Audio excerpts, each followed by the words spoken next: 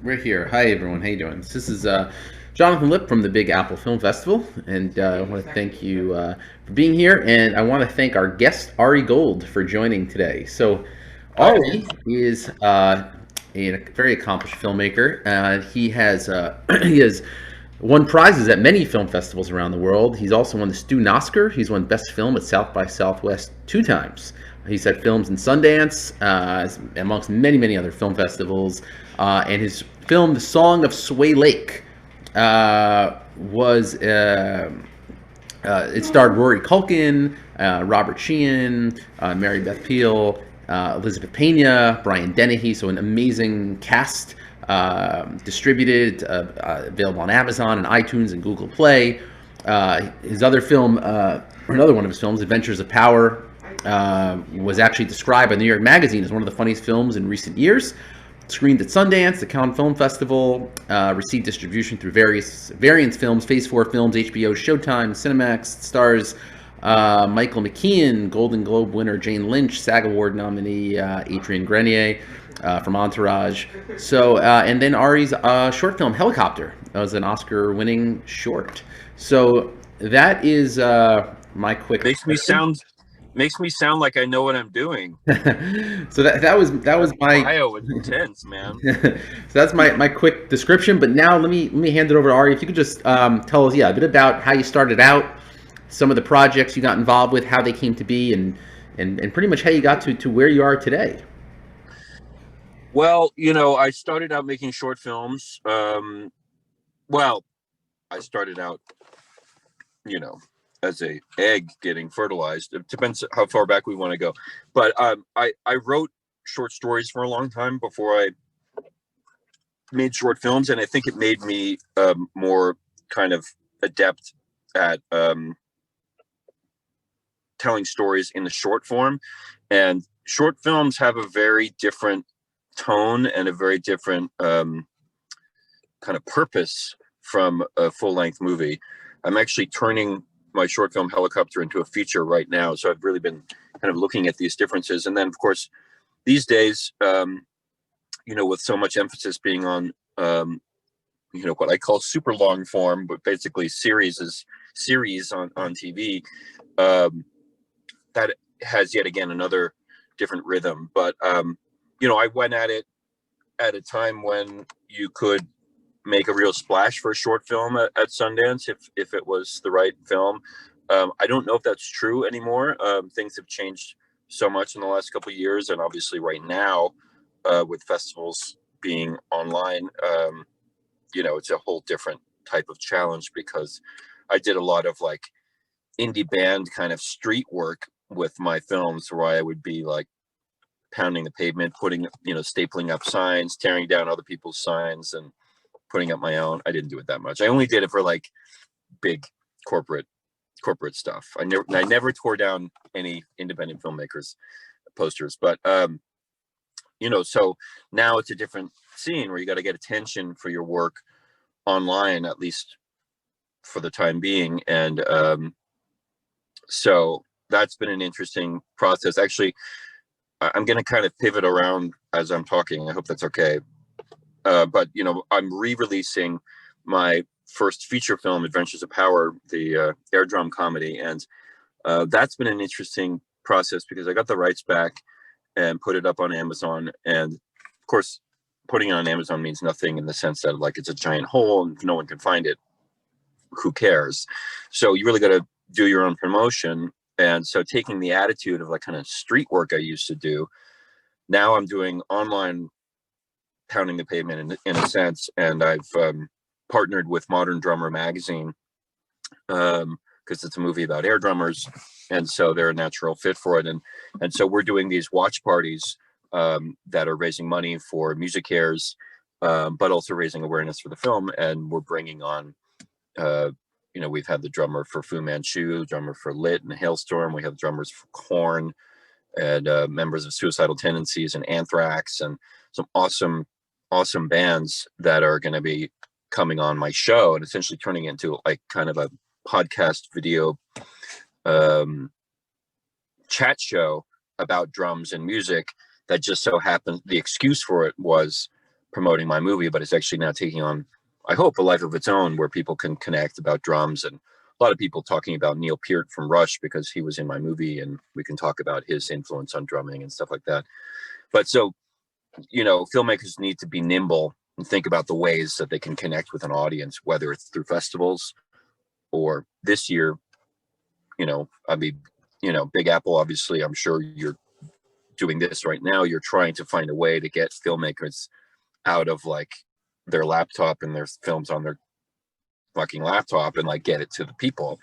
So a festival like yours is really instrumental in helping to do that. But even a festival like yours has to figure out how to do that yourself. And that's what we're doing right now. Yeah, thanks. Exactly. Yeah, whatever we can do to help the community at this point. For Adventures of Power, you had like Adrian Grenier from Entourage and Jane Lynch, Golden Globe winner. How do you get talent like that into your film? I'm sure a lot of filmmakers. Yeah, there's kind of a secret sauce. So I'm going to tell you the secret. The secret is not money, because you don't have the money, or whatever. I didn't have the money. You probably don't have the money if you're watching this. So the secret is, well, first of all, you have to have a great script, and you have to have some credibility, which I was able to get by having my short films win prizes. So that came from festival credibility from prizes. You win a few major prizes, and that can really help. But then also, you don't necessarily have to have that. If you have a credible producer on board with you, that can make up for you as a director, say, not having that cred. But you need to offer the cast something they haven't done. And this is the kind of obvious one to me, but that I've talked to a lot of filmmakers who don't get this. So it's like, a silly example would be like, making a low budget pirate movie, and I got this wild pirate character, and I'm going to see if Johnny Depp wants to do it or whatever. And I'll give him points. It's like, come on, like, if you offer Johnny Depp the option of playing, I don't know, a homeless junkie who's pretending to be a stockbroker in order to save his family. I made up this stupid movie right now, but whatever. He hasn't done anything like that. So that's the part that his agent might possibly take seriously. So for Adventures of Power, I started building credibility by getting Jane Lynch, who at that point wasn't yet on Glee, so she wasn't as hard to get. But I offered her a fun part of playing my character's crazy aunt, and it was a fun part for her. And then having her in it, and then also having Adrian Grenier, who I knew because I was playing the band with him, which is how Entourage ended up using the name ARI Gold, which was not a coincidence. You guys were in a band together? We were in a band called the Honey Brothers, which someday maybe we'll play again. But yeah, and he played drums for that band. So, but I, even dealing with him, as a friend, I couldn't offer him the kind of pretty boy part he'd normally played. I offered him something completely different, which is to play a, Texas cowboy, fake cowboy Texas billionaire, son of a copper mine executive who has a country band and is a closet air drummer. Like he's literally in the closet. There's a scene where he's literally in the closet playing air drums as a child. So that, getting to put on a Texas accent and crazy costumes and be funny, because I knew how funny he was, because I was in a band with him. He was always playing like romantic leads and frankly kind of not that interesting characters. So I offered him something he had never had a chance to do before. I still think it's the best thing he's ever done. My opinion, of course, not biased. But so that's the key. And then, and then as you can start to populate your project with actors who want the chance to do something interesting, then you're raising the credibility over all of your project. And then you can get other actors because they're like, oh, so-and-so's in it. Michael McKean, for example, he was friends with Jane Lynch. So when I went to his manager, we already had Jane Lynch booked. She might not have read it. His manager might not have read it, but she was like, oh, Jane's in it. Oh, like, we love Jane, so then it was fast.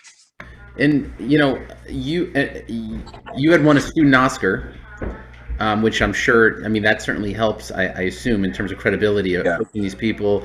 That's awesome. But let's say somebody has never won a student Oscar, which is, I'm sure, most filmmakers. The majority of Uh, people, I suppose. yeah. Yeah. So how do you get that Yeah. How do you, and you've been in credibility? Sundance, but for people who haven't, how do you approach, these actors The actors? or their agents Well, I mean, rather? if you don't have the credibility, you have a little bit of a challenge. You got to get it somehow. So maybe that's attaching a credible casting director and throwing them $5,000 to be like, I need you to cast one part and I need you to give me credibility, because casting directors know everybody, good one.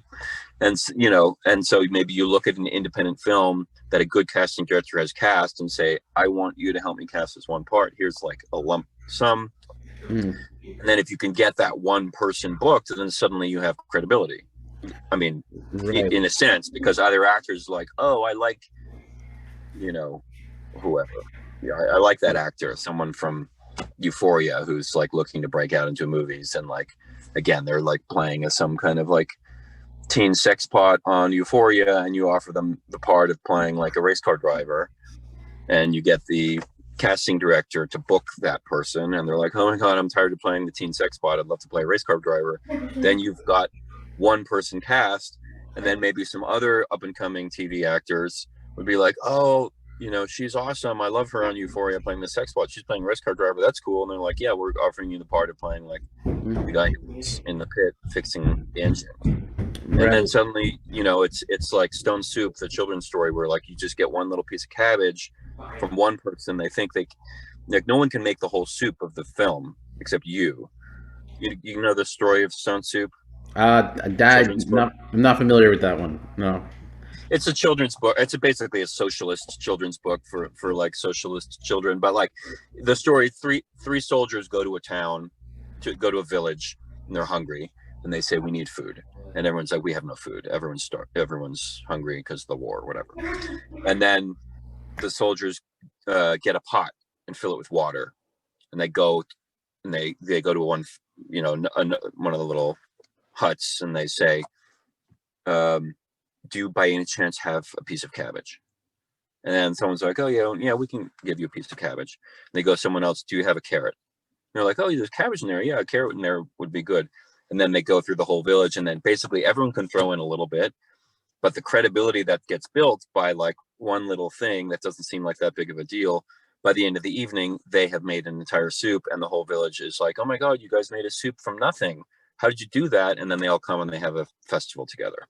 So, it's a socialist utopia fantasy, but like it is also a true thing about life, that you can build something. You can't expect anyone to make your whole soup, but you can ask someone for one little piece of cabbage and they might give it to you. Yeah, I've heard stories. Yeah, you get one actor, and then it leads to the next one, and then the next one, and all that kind of stuff. Yeah, it's a great story, definitely. There's a let's see, we got a question here in the chat box. If anybody has any questions, yeah, feel free to type it in there, the Q&A or the chat box.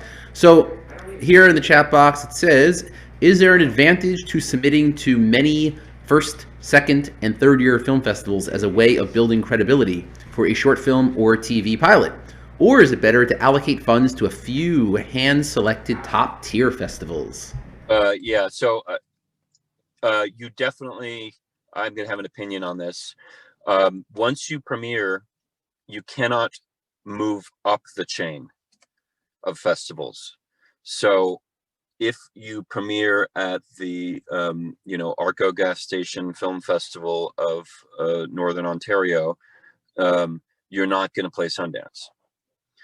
So I think it is important.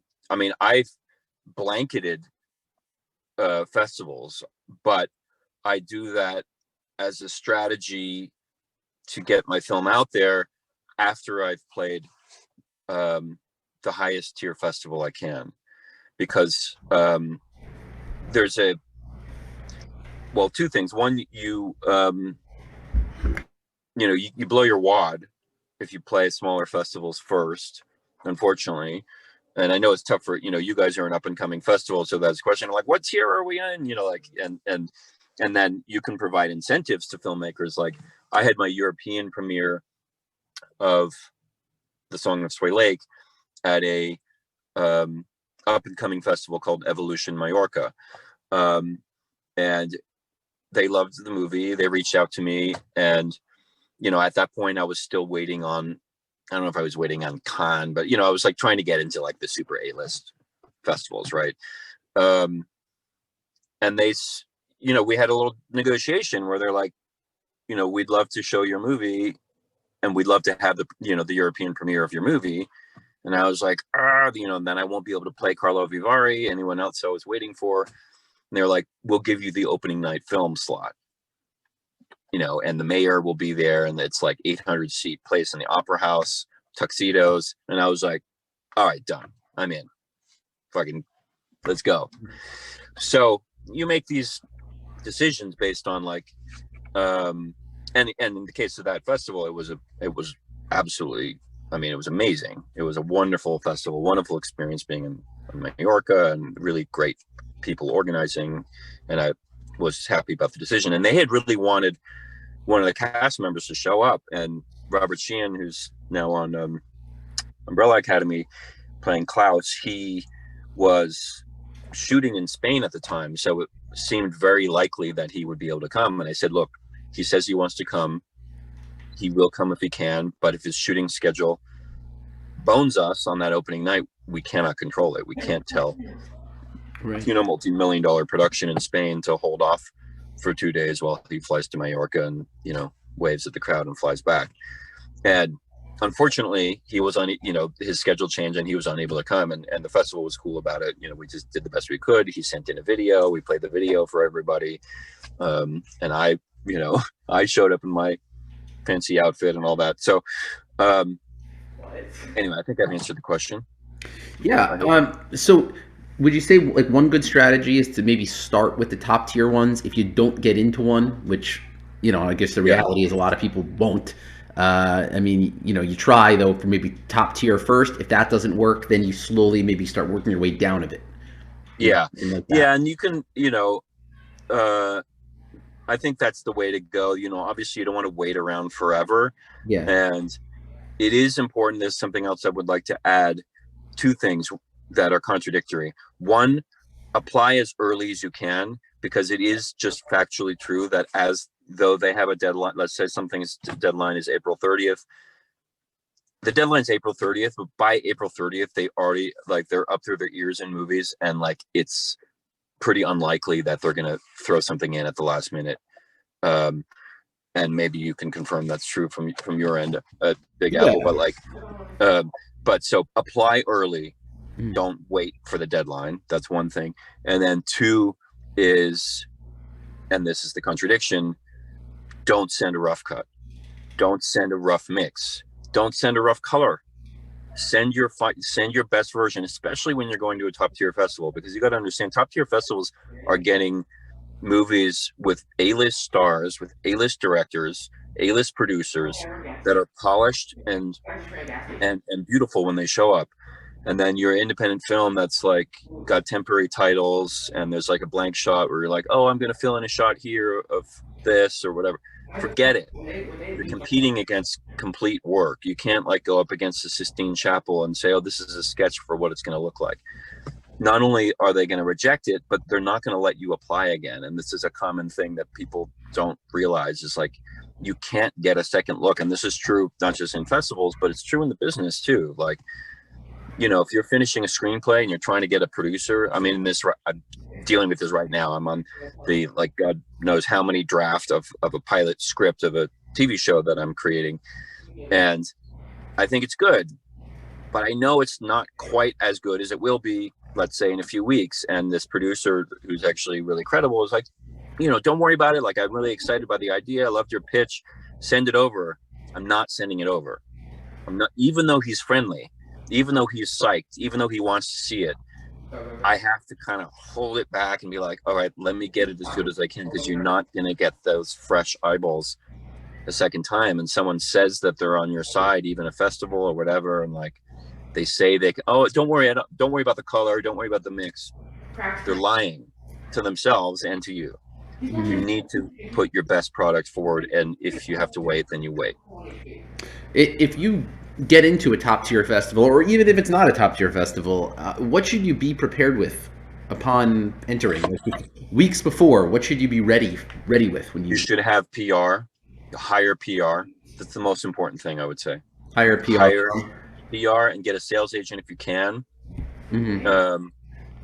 And those can work in conjunction with each other. But it's a mistake that I've made before. Like when I went to Spain, the festival had great PR, and so I got a lot of press. But I didn't. My sales agent wasn't really. Well, I can't remember if my sales agent was on board yet. But so we were like we got great press in Spain. Mm-hmm. Right. In that case, we didn't have the sales agent. Great press, but nobody to capitalize on it. Mm-hmm. And then once I had the sales agent, it was like, oh, we had this press in Spain. They're like, well, that was from a month ago. I'm like, yeah, but it's still there. Who cares? But it's their own ego. They want to be like part of the action when it's happening. Right. So ideally get your sales agent in advance, and ideally get your PR in advance, and you're going to have to spend out of pocket for it. Right. And if you get selected, it's going to be some thousands of dollars. What? And if you get selected to, let's say one of the top tier festivals, there are certain PR reps and sales agents that are yeah. You want to look at who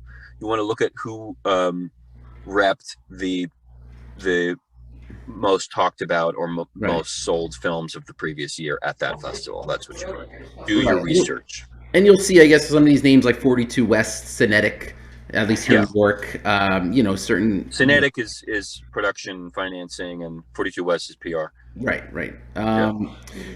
So are you just for? And those are among many examples of different companies. But yeah, get your allegiances as best as you can in advance. But just know that if you're going without those things, you can really blow your moment, because like people's memories are short, and I've made this mistake where it's like, I go to a festival, I win the festival, and it's like, it's like winning, I don't know. It had no value because I couldn't capitalize on it right away. You need the team to capitalize on it right away. So you're going to have to blow some money. Yeah. If anyone has any other questions in regards to this, you can put it in the Q&A box or in the chat. What would you say is the main benefit of having a sales agent? Selling your movie. I mean, look, sales agents can be crooks. Mm-hmm. And I can say that with authority because I've been explicitly robbed of, actually more money has been robbed from my films than has been delivered to me. Really? And this is in retrospect, I don't know what I could have done differently because these were credible people. And so it's a little bit of a, like, I don't know, there are sharks in the water. I don't know what to tell you. Like, you want to surf, you're just going to have to deal with it, because you don't want to get so cautious that you can't work with people because you don't trust anybody. But I have been really royally screwed, like in ways that are just like beyond. Wow. Like you wouldn't believe how fucked. Huh. So from your experience, what advice would you give when looking for a sales agent? What should they research or think about? Well, I would say, for one thing, get a good lawyer. I mean, I know this all sounds like you're fucking paying all this shit out of pocket, but like, sorry, should I not be swearing? Oh, that's all right. It's okay. Get a good lawyer. Mm-hmm. I've worked with the Film Collaborative, mm-hmm. Which is a nonprofit that helps guide filmmakers. I recommend people join up with them if that's an option. Thefilmcollaborative.org. I'll give my shout outs here. By the way, I want to shout out to myself too. Everyone follow me. Follow me on Instagram and Twitter at ARI GOLD with no spaces, at ARI GOLD. And you can watch my movies too at ARI GOLD Films. I got to say that at some point, right? Yeah, I'm going to put it all in the chat box at the end also. Yeah. At the end, when everyone's already leaving to get their coffee. Oh, all right. Yeah. That's fine. So yeah, a good lawyer and Film Collaborative could help with that. Check your contracts. But, even with that, I've been screwed. So read your contracts. Be on it. with the companies, like you have to be a squeaky wheel. That's another thing. You got to be a squeaky wheel. So like on the Song of Sway Lake, all 100% of the foreign sales were, I'm just going to say, stolen. Someone else will put it another way. But basically the money was all brought in from the foreign sales, and then the company declared bankruptcy and didn't pay anyone. And this was a big company that was on the stock exchange, on the Canadian stock exchange. It was a huge scandal, whatever. But like all the, sales, everyone's salary got paid, but the filmmakers didn't get paid. And I would have gotten more of my money had I been on their asses for months, be like, I see these sales have come in, I want my check now.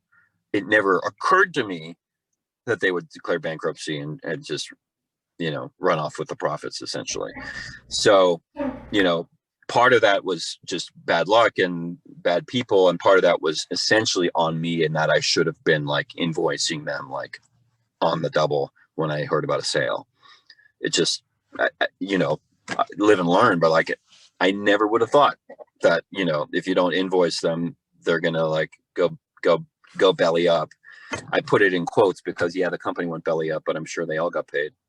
Would you recommend maybe self-distribution over a traditional deal? A lot of people have done that, and a lot of people some people have had some success with it. I haven't. I've sort of done halfy versions of that, where it's like you're kind of running the show, but you're working with a service company. So, I don't really know. Like if I think if you have a genre movie, like a horror movie, that could be a great way to go, because the prestige sales agents may not be in your market to sell that to like an A-list festival type of thing, and then getting the big sale to Netflix or whatever. But you can actually make some good sales if you're in that genre, particularly horror.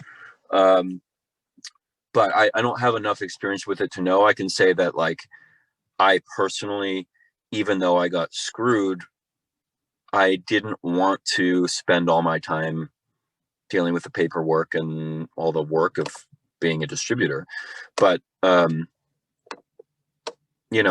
I would say the best case scenario for that would be if you can band together with trusted friends and you form a little collective where, like, if you have 3 other people who've made movies similar to yours that you want to like work on it together, then maybe you share the labor of that. So you're not like in a way, some of the other people who were screwed by this bankruptcy, there's one other filmmaker who I don't know if I should be mentioning these things, so I'm not going to say his name, but anyway, he and I, like, we CC each other on all of our emails now, because the rights ended up moving to another company that doesn't have the obligation to pay all the stuff that was stolen, but they're going to pay future earnings. So now he and I are on it, tag teaming them, like, what's up, what are the sales, when are the checks coming? And he'll do one, and then like a few weeks later it'll be like, okay, your turn. So even that is helpful, having. And also in terms of distribution, if you don't get into a top tier festival, what are some other ways you can perhaps acquire distribution? What's the best? Can you approach a distributor with a query letter or a cold call? Any other? It's pretty hard. It's pretty hard to get the credibility unless you're in a genre. Again, like if you're doing horror, you can. The rules are completely different, because there's a whole market for horror where people can make money if they make a movie cheap enough, and there's a viewership. If you license it to, even to like Amazon or places like that, and you get whatever pennies trickle in for each person who watches it.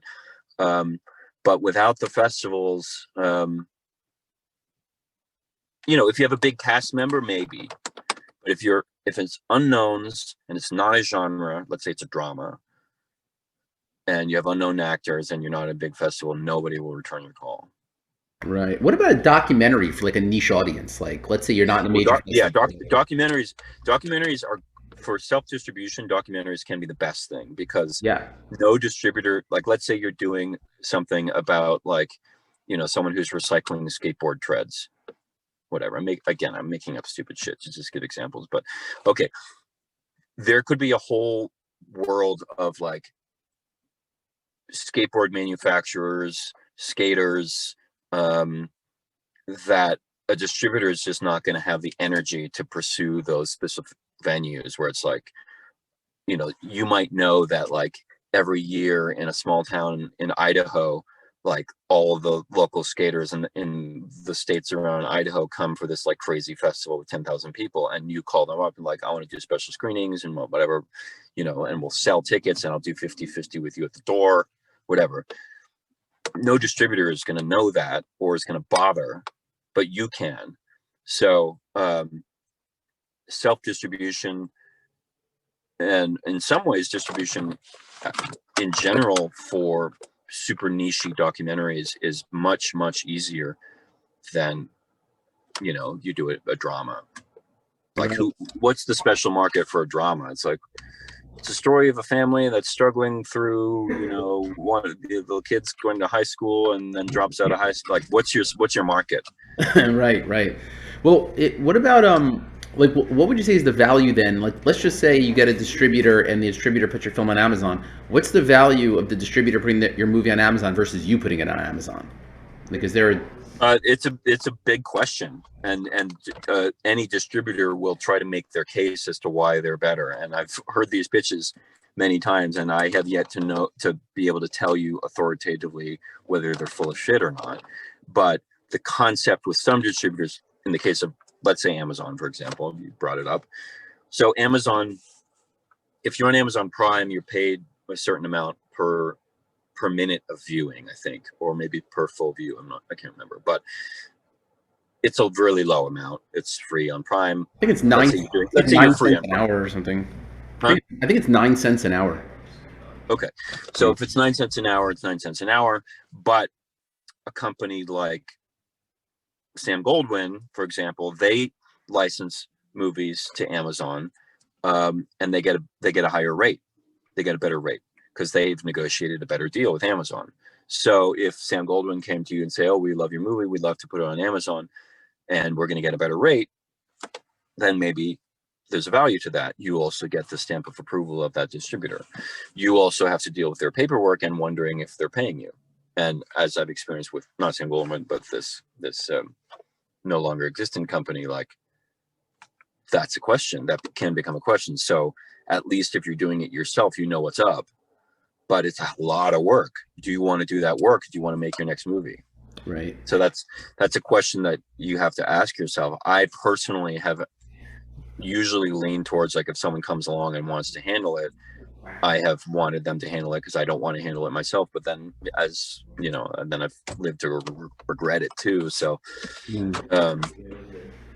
so yeah. Right. There's a question in the chat box here. It says, say a filmmaking team has a TV pilot shot and edit, an outline and budget for a first season. It's a contemporary story about a team of female American mercenaries. So there's two questions. What really needs to be in the pitch package? And two, who are we pitching this package to in today's COVID climate? Yeah, well, that's a mystery that I'm also facing with my own project. But I mean, this person asking already has the pilot shot. Did I hear that correctly? Shot and edited, or yeah, it's yes, it's shot. Yep. Okay, so I mean, that's obviously way beyond what is technically needed for a pitch. You know, there's a kind of like inverse scale of, like, if you have super credibility, if you've done a bunch of stuff, you can come in with something on a napkin and say, "Oh, you know, teen chick mercenary." They're like, "Cool, got it. How much do you need to write the pilot?" Okay, if you're coming from outside, you know, this person has done all this work. They've actually made the thing, or made the pilot, and they've sketched out the season. I think they said that is frankly more than enough. And I don't want to scare them off, but it may turn off some people because they're like, "Oh, well, you know," because a network wants to be involved in the creation, because it's not just for legal reasons. Like, let's remember that this is an emotional business, so people want to feel like they're involved. So, but getting it into a network to get it sold, you know, unless the person's going to put it on Amazon themselves or whatever, it's about adding someone to the team who has the credibility with the network. So someone who has, let's say, a production deal with FX, and they, or a showrunner who has a deal, you know, with Hulu. You know, you get that person attached, they get themselves involved in how the rest of the season is going to get played out, and then they can pitch it with you to Hulu, and the pitch is going to go a lot differently, because you know, you walk into the room, or walk into the digital room, the Zoom room, and you know, the Hulu person's like, oh, you know, oh, hey Carol, yeah, how are your kids doing? Oh, you know, like, yeah, they're locked down, you know, it's like Bobby's, did her braces come off? Yeah.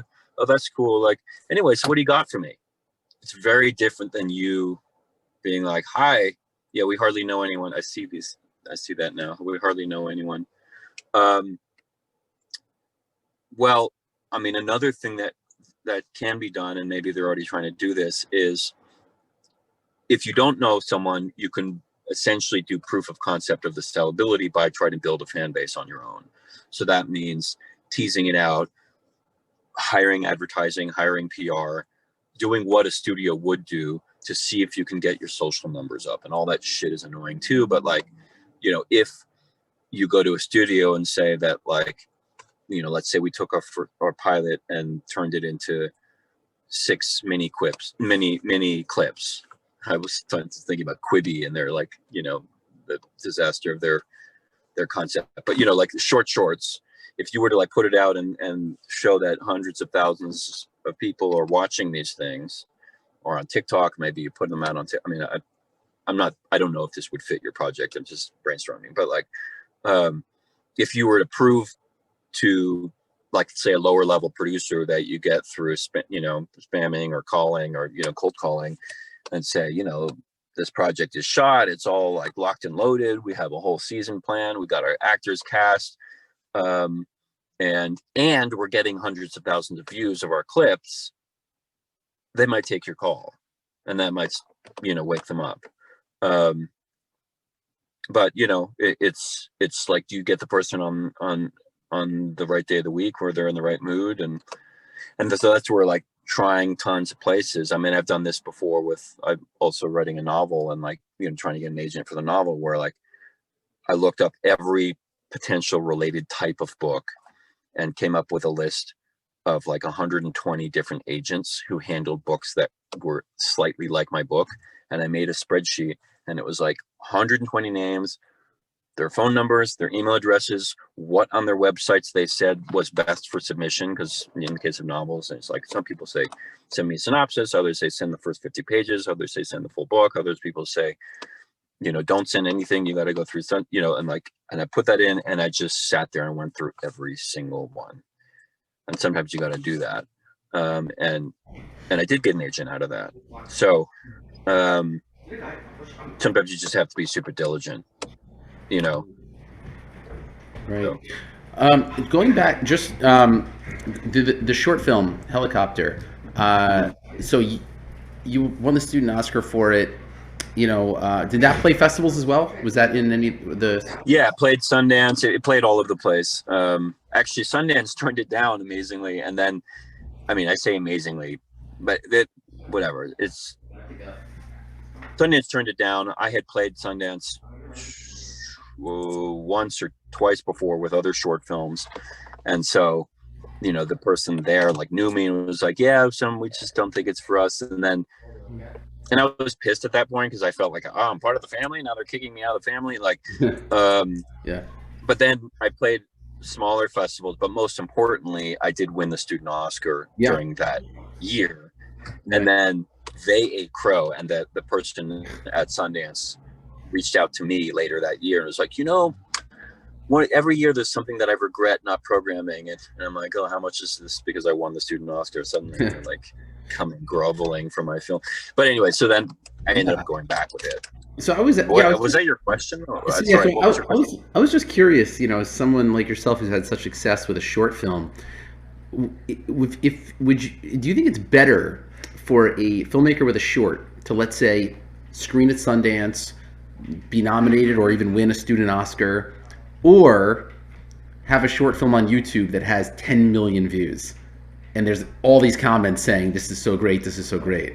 What do you think's a better, what do you Well, think? ideally you do both.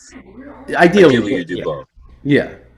I mean, given the choice, right? Because if someone is like, do I post it or do I hold it back? Because Sundance doesn't want it if it's on YouTube. Exactly. Right. So right. you got to make a choice. Right. I think you try Sundance first. Okay. If you can get into a major festival, and then like, if you get into an A or A+ list festival, Yeah. then you don't have to be like, well, then I'm going to play another 40 festivals afterwards. You could be like the day after Sundance, posted on YouTube. Yeah. Yeah. Be patient for that. Right.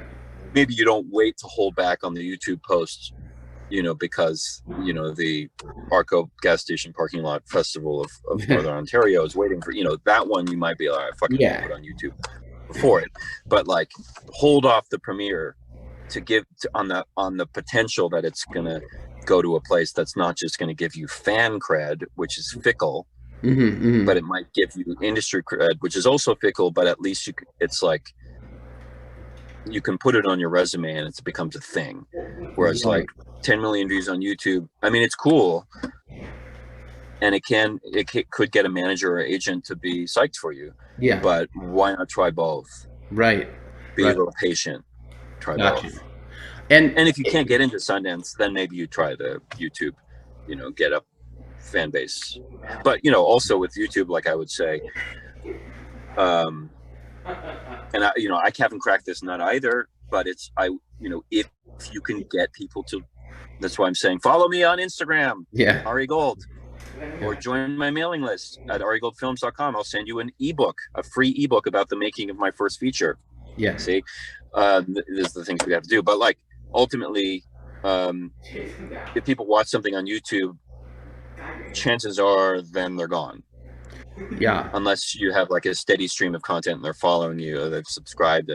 But see if you can get people to get your socials going so that you can prove it to a manager and agent that you have a following, and also that fan base can be really helpful, where they're like, you need something, you need a new graphic designer, and you can post like, hey, I need a graphic designer for a new poster.